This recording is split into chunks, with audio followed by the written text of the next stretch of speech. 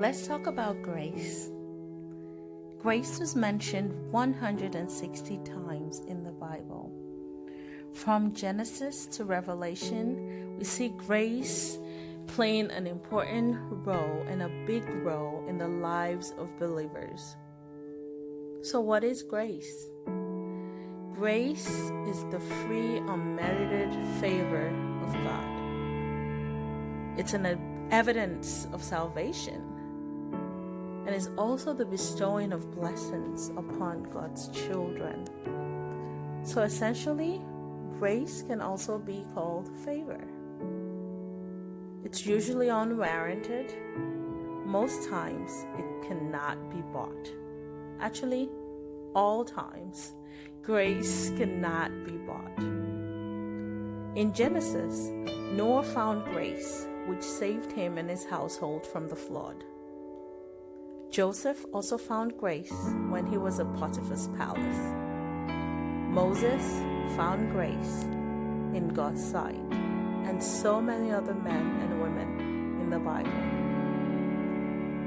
Grace comes in several ways, and I'm going to point out a few scriptures to help you, just guide you with that. In 2 Corinthians 12:9, it says, God's grace is sufficient for you, meaning it's all that we need. It is through the grace of God that we're saved. It is through His grace that we have what we have, the blessings of God. Grace, again, is favor. Grace is a spirit, according to Zechariah 12:10. Grace is given to the upright and to the humble, according to Proverbs 3:34. The grace of God is the spirit of grace, or which is of God, and it's also a gift. So grace is a spirit and is a gift, according to Romans 5:15. There are two types of grace, I would say. You have God's grace and then human grace. Humans can show grace to one another by forgiving one another, or just you see someone and you just want to help them. In the Bible, we read about Ruth and Boaz. Boaz showed Ruth favor and grace, and she said that I may find favor in your sight. So she got more produce than the other women, and it was because of her beauty, and again because the guy just wanted to favor her.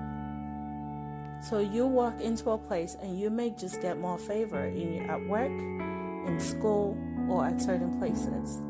It could essentially be because of your speech, or your looks, or your works, or your deeds. The Bible says in Psalms 45:2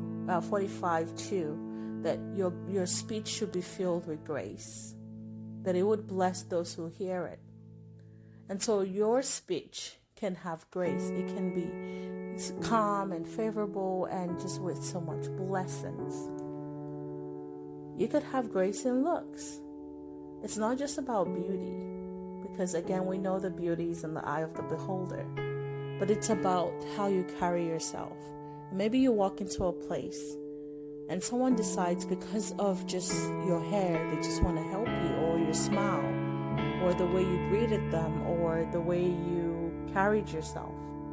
They decided to offer you a job, or you get something that you are not even qualified for, just because of the way you spoke or the way you looked. It could also be because of your works and deeds. The more you work at certain places, you get promotions, you get favored, you get the extra bonuses compared to the other person. Again, grace from humans comes with maybe the way you speak, the way you look, or because of your works and deeds. However, with God, it's unmerited. It's not about how long you pray. It's not about how long you fast. It's not about how much you can speak in tongues or how much you do or don't do for God. It's unmerited. God says in John 1:17, and in John 1:14 that Jesus is grace and truth. So Jesus, who is the grace and truth, came and died for us. And God had so much grace for us and towards us that he gave his only begotten Son.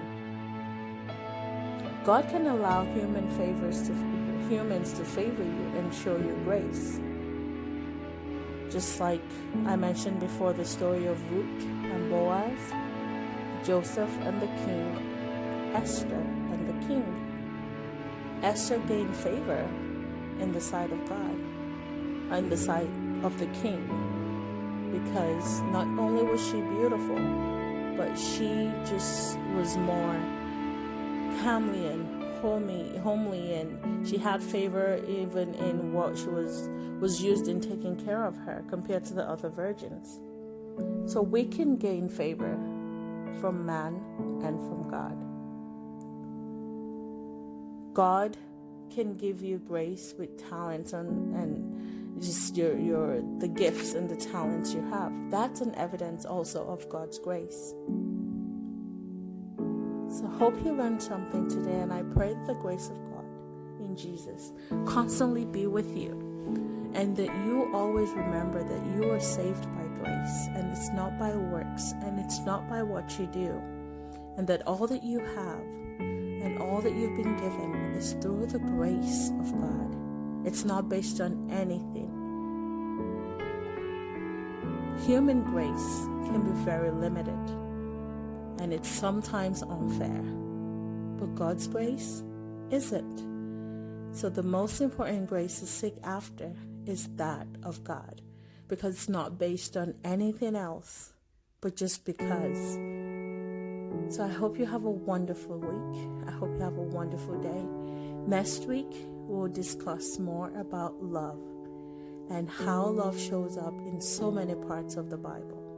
But today, I hope that you focus on just relishing in the fact that you've been given grace, unmerited favor from God to serve him, to love him, and to live a life that is filled with so much blessings and the gift